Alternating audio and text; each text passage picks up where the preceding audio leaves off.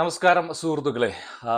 ഒരുപാട് കാലങ്ങൾക്ക് മുമ്പ് നമ്മുടെ വാർത്തകളിൽ ഇടയ്ക്കും തലയ്ക്കും വരുന്ന ഒരു ന്യൂസ് ആയിരുന്നു. ഇന്ത്യൻ വായുസേനയുടെ വിമാനം രാജസ്ഥാനിലെ ജയ്സാൽമീറിലോ അല്ലെങ്കിൽ ഏതെങ്കിലും മരുഭൂമിയുടെ മുകളിൽ പരിശീലന പറക്കൽ തകർന്നു വീണു.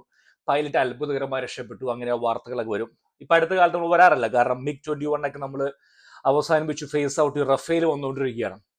കാരണം എന്ന് പറയുന്നത് ഈ നമ്മുടെ വായുസേനയിലെ പൈലറ്റ്മാർ എപ്പോഴും കോൺസ്റ്റന്റ് ട്രെയിനിങ്ങിലായിരിക്കും. അവർക്ക് പരിശീലനം പറക്കില്ല. ഒരു പൈലറ്റിന്, ഒരു വൈമാനികന്റെ ഏറ്റവും വലിയൊരു ദൗത്യം എന്ന് പറയുന്നത് ഡോഗ് ഫൈറ്റ്. അവരെല്ലാ 6 മാസവും അല്ലെങ്കിൽ 3 മാസം കൂടുമ്പോൾ കോൺസ്റ്റന്റ്ലി അവരുടെ കഴിവുകൾ തെളിയിക്കേണ്ടിയിരിക്കുന്നു. ആരുടെ കൂടെ? അവരുടെ ഇൻസ്ട്രക്ടർ കൂടെ. അവർ ഒരുമിച്ച് പോകുന്നു. ഇൻസ്ട്രക്ടർ പറയും നീ ഇങ്ങോട്ട് ഇറക്ക്, അങ്ങോട്ട് ഇറക്കി, ഇങ്ങോട്ട് പോകും. എപ്പോഴും ട്രെയിനിങ്ങിലായിരിക്കും എല്ലാ സമയത്തും. അത് ഇന്ത്യയിലെ കാര്യം എങ്ങനെയാണ്? അവർക്ക്, കാരണം ഇന്ത്യക്ക് യുദ്ധമില്ലല്ലോ, അപ്പൊ എപ്പോഴും അവർ രാജസ്ഥാനം കൂടി കൂടെ പറക്കും. അങ്ങനെ അവർ ട്രെയിനിങ്, അങ്ങനെ അപകടങ്ങൾ സംഭവിക്കും. അത് തീർച്ചയായും സ്വാഭാവികമാണ്, സംഭവിക്കാതിരിക്കട്ടെ. ഇസ്രായേലിൽ എങ്ങനെയാണെന്ന് അറിയുമോ? ഇസ്രായേൽ ഇങ്ങനെ രാവിലെ അവർ 8 മണിക്ക് ജോലിക്ക് വരും. എയർഫോഴ്സ് പൈലറ്റ്മാർ ജോലിക്ക് വരുമ്പോൾ അവരുടെ മേജർ സാബ്, നായർ സാബ് വരും. നിങ്ങൾ എത്ര പേരുടെ ട്രെയിനിങ് ബാക്കിയുണ്ട്? അപ്പം തൊമ്മൻ, ചാണ്ടി, രാജു, ജോസഫ് ഒക്കെ, എന്റെ ട്രെയിനിങ് ബാക്കിയുണ്ട്. നീ അവസാനം എവിടേക്കാ പോയത്? ഞാൻ അവസാനം ഇറാനിലേക്ക് പോയതാണ്, അതിനുശേഷം എവിടെയും പോയിട്ടില്ല. നീ അങ്ങോട്ട് മാറി നിൽക്ക്, ഈ വലത്തോട്ട് ഉള്ളവർ അങ്ങോട്ട് മാറി നിൽക്ക്.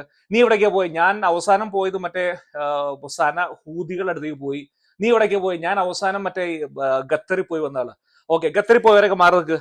മറ്റേ ഹൂതികളുടെ അടുത്തേക്ക് പോയവരൊക്കെ മാറി നിൽക്ക്. പോകാത്തവര് സൈഡിലേക്ക് നിൽക്ക്. എന്ത് പറ്റി സാർ? ഒരു യുദ്ധം വരുന്നുണ്ടോ? യുദ്ധമുണ്ട്. യുദ്ധമല്ല, എന്താണെന്നറിയോ? ഹൂതികള് ഒരു ഡ്രോൺ അയച്ചിട്ടുണ്ട്. അയൺ ഡോമിന് അത് ഡിറ്റക്ട് ചെയ്യാൻ പറ്റിയില്ല. അതിങ്ങനെ ലോ ഫ്ലൈങ് ആയിരുന്നു. അടി കൂടെ വന്നു. അത് നമ്മുടെ ഒരു ഹോട്ടലിൽ പോയി പതിച്ചു. 10-20 പേർക്ക് പരിക്ക് പറ്റിയിട്ടുണ്ട്. അപ്പൊ നമുക്ക് തിരിച്ചടിക്കണം. ഓ ശരി, തിരിച്ചടിക്കാം സാർ. ഈ തിരിച്ചടി എന്ന് പറയുന്നത് ഇസ്രായേലിന്റെ പരിശീലന പറക്കലാണ്. പലർക്കും മനസ്സിലാവുന്നില്ല. 20ഓളം വിമാനങ്ങളും 7ഓളം സ്ഥലങ്ങളിലേക്കും 60 പൗണ്ട് ബോംബാണ് സനയ്ക്ക് മുകളിൽ ഇട്ടിരിക്കുന്നത്. എന്തിനാണെന്നറിയോ? ഒരു ചെറിയൊരു ഒരു ഒരു ഡ്രോൺ, ഒരു ഇത്രയേ ഉള്ളൂ. ആ ലോൺ ഇങ്ങനെ പറന്നു വന്ന് ഇസ്രായേലിലെ എലൈറ്റ് എന്ന് പറയുന്ന തുറമുഖ നഗരത്തിൽ വീണു. 20ഓളം പേർക്ക് പരിക്ക് പറ്റി. അതിൽ ഏറ്റവും എന്നെ ചിരിപ്പിച്ച സംഭവം എന്ന് പറയുന്നത്, കരയിപ്പിച്ച സംഭവം എന്ന് പറയുന്നത്, ഒന്ന് രാവിലെ ഒരു മലയാളത്തിലെ ഒന്നുകൂടെ യൂട്യൂബേഴ്സ്, പ്രോ മീഡിയ 1 ചാനൽ എന്ന് പറയാം, രാവിലെ തന്നെ എണ്ണിച്ചു, ഇസ്രായേൽ അങ്ങ് തകർന്നു, കണ്ടില്ലേ, ഇസ്രായേൽ 20ഓളം പേർക്ക് ഇപ്പൊ അടുത്തിരിക്കുന്നു നമ്മുടെ ഹൂതികള്. നിങ്ങൾക്കറിയാമോ ഹൂതികളെ പറ്റി പറഞ്ഞ? ഇന്ന് പൊട്ടിച്ചിരിയെ, നാളെ ആണെങ്കിൽ കരച്ചിലോട്, മറ്റന്നാളോ ഭൂമിയിലേ ഇല്ല. അത് കഴിഞ്ഞ് വീണ്ടും ഈ സൈക്കിൾ ആരംഭിക്കുകയാണ്. ചിരി, കരച്ചിൽ, പിന്നെ ഹൂറികളടുത്തേക്ക്. ഈ ഒരു സൈക്കിളാണ്. വീണ്ടും വിരോധാഭാസമാണ് മനുഷ്യരെ. നിങ്ങൾക്ക് ഇതിന്റെ വല്ല ആവശ്യമുണ്ടോ? എനിക്ക് തോന്നുന്നു ഇവര് ചെയ്യാനുള്ള മെയിൻ കാരണം എന്ന് പറയുന്നത്, ഈ ഹൂതി സർക്കാർ, ഹൂതികൾ എന്ന് പറയുന്നത് എനിക്കൊന്ന് ഈ യമൻ ഭരിക്കുന്നത്, യമൻ രണ്ടായി തിരിച്ചിരിക്കുകയാണ്. ഒരു സ്ഥലം എന്ന് പറയുന്നത് സർക്കാരിന്റെ സേന, രണ്ടാം സ്ഥലം വേറെ സേന, എന്തൊക്കെയോ കൺഫ്യൂഷൻ. ഞാൻ വിചാരിച്ചു ഞാൻ ഭയങ്കര ഷാർപ്പായിട്ടുള്ള ആർമിയാണ്, പക്ഷെ എനിക്ക് പോലും പിടികിട്ടുന്നില്ല ചില സമയത്ത് ആരെവിടെ ഭരിക്കുന്നത്. ഞാൻ വരെ കൺഫ്യൂസ് ആയി പോവാ. അപ്പം സംഭവം എന്ന് വെച്ചാല്, അവിടുത്തെ ആളുകൾക്ക് ജോലിയില്ല. ഓക്കെ, അതായത് ഈ സനയിലും ഈ പ്രദേശങ്ങളും. അപ്പോൾ ജോലിയില്ല, ജനങ്ങൾ വെറുതെ ഇരിക്കുന്നു. അപ്പം അവര് ഹൂതി കമാൻഡർ പറയാണ്, നമുക്ക് ജോലികളൊന്നും ഇല്ല നമ്മുടെ ജനങ്ങൾക്ക് കൊടുക്കാനായിട്ട്. അപ്പം നമുക്കൊരു കാര്യം ചെയ്യാം, ഒരു ഡ്രോൺ അങ്ങോട്ട് വിടാം. ഡ്രോൺ വിടുമ്പോൾ കുറെ F-16ഉം F-15 വന്ന് ബുടും എന്ന് പറഞ്ഞ കുറെ ബിൽഡിങ്ങുകളൊക്കെ തകർക്കും. അപ്പൊ ആ തകർത്ത ബിൽഡിങ്ങുകളുടെ മുകളിൽ നമുക്ക് വീണ്ടും പണിയാം. അപ്പൊ ജോലി കിട്ടും. അത് കൊള്ളാലോ. അപ്പൊ അവരുടെ മെയിൻ ജോലി എന്ന് പറയുന്നത് ഇതാണ്, ഈ ജോലി സൃഷ്ടിക്കുക, വേല സൃഷ്ടിക്കാൻ വേണ്ടി ബോംബിടുക. ബോംബിടുമ്പോ എല്ലാ ബിൽഡിങ്ങും തകരും, അതിന് മുകളിൽ വീണ്ടും പണിയുക. എന്തൊരു വിരോധാഭാസമാണ് സുഹൃത്തുക്കളെ. ഇതിന്റെ വല്ല ആവശ്യകത ഉണ്ടോ നിങ്ങൾക്ക്? എന്തിനാണ് ഡ്രോൺ അയക്കാൻ പോകുന്നത് നിങ്ങള്? അവർക്ക് എന്ത് പടക്കം പൊട്ടലായിരുന്നു പല സ്ഥലങ്ങളിലും കേരളത്തില്, നിങ്ങൾക്ക് അറിയാണ്ടാണ്. ഞാൻ പറയും പോലെ എന്നെ പഞ്ഞിക്കിടാൻ വരും. നിങ്ങൾ പോയി ചിന്തിച്ചു നോക്കുക. 3-4 ദിവസങ്ങൾക്ക് മുമ്പത്തെ പല ചാനലുകളും പോയി ശ്രദ്ധിക്കുക, എന്തൊക്കെയാ പറഞ്ഞുകൊണ്ടിരുന്നവര്. ഇന്ന് എല്ലാവരും ചുപ്പ്. ഈ ഓപ്പറേഷന്റെ പേര് പാസ് ദ പാർസൽ, കിട്ടി തിരിച്ചു കൊടുക്കുക. അത് ഇതിന് ഈ പറയുന്ന ഓപ്പറേഷന് പറഞ്ഞിരിക്കുന്നത് നെത്തിനാഹു ഫ്ലൈറ്റിൽ വെച്ചാന്ന് പറഞ്ഞത്. അതായത് UN പോയി സംസാരിച്ച് UN ടെല്ലവിലേക്ക് വരുന്ന വഴിക്ക് ഓൺ എയറിൽ വെച്ച് എടുത്തു കളഞ്ഞാൻ പറഞ്ഞു. എന്തൊരു വിരോധാഭാസം.